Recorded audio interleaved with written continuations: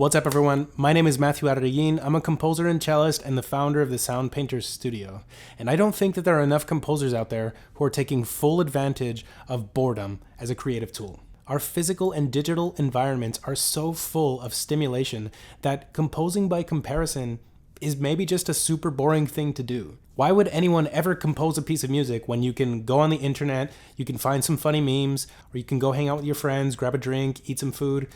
All of those things sound way more fun than sitting at the piano, plunking some notes, writing things down. Like, that by comparison is not a very stimulating activity to do.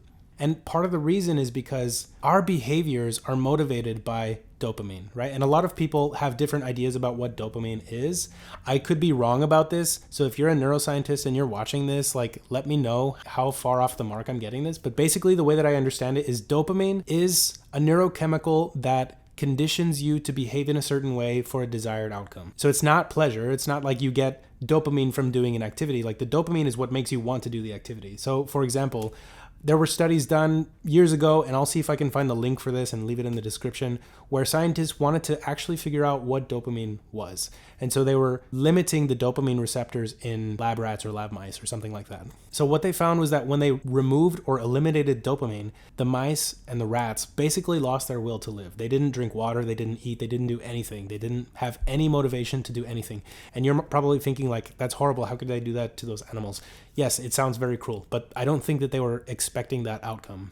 And so now they probably wouldn't do a study like that, just because obviously they know the outcome is going to be death.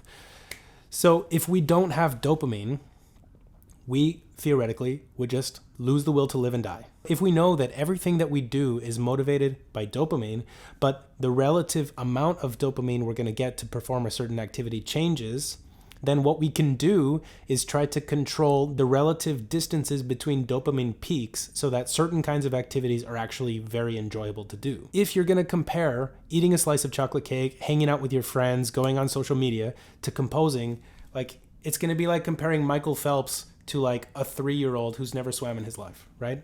You can't really compete. So what you need to do is remove Michael Phelps from this equation and make the 3-year-old look like an Olympian athlete.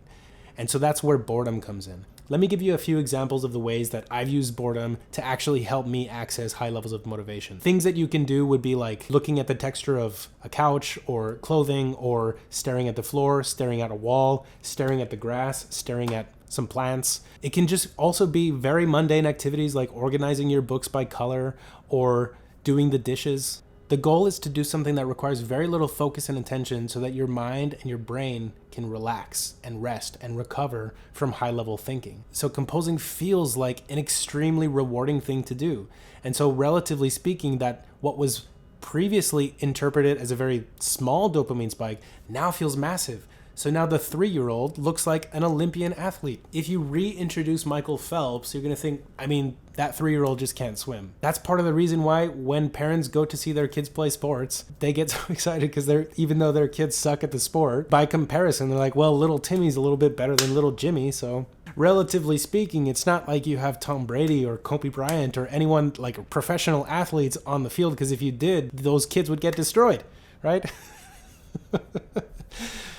And so anyway, that's what you have to do in order to make yourself feel more motivated to compose, is you need to level the playing field. You need to increase the amount of perceived reward from doing that activity by doing other things which are extremely boring to do. That's my advice. And it's not that hard to do. You don't need to spend 10 hours meditating. I've done this in as little as 5 to 10 minutes, where I just sit down, look at my jade plants, contemplate them, and then once I feel like the levels have come down, my motivation to compose is significantly higher. You're going to notice that while you do this, you're going to be less distracted as you work. You're going to be less likely to want to check your phone or your notifications or your email, or want to get up and get some kind of snack, because you're going to be able to tap into how rewarding it can be to compose compared to doing something super boring like staring at the floor for 10 minutes. I hope this video was helpful. I hope that if you've been suffering from like a lack of inspiration or motivation for composing, I hope that boredom can be the secret key to finally get past that wall. If you like videos like this, then like and subscribe so you don't miss any content from me. I'm just going to pop in here to say real quick what the Sound Painters Studio is. The Sound Painters Studio is a weekly virtual masterclass where composers are able to get detailed feedback on their work so that they can develop the skills and confidence to bring their music to life.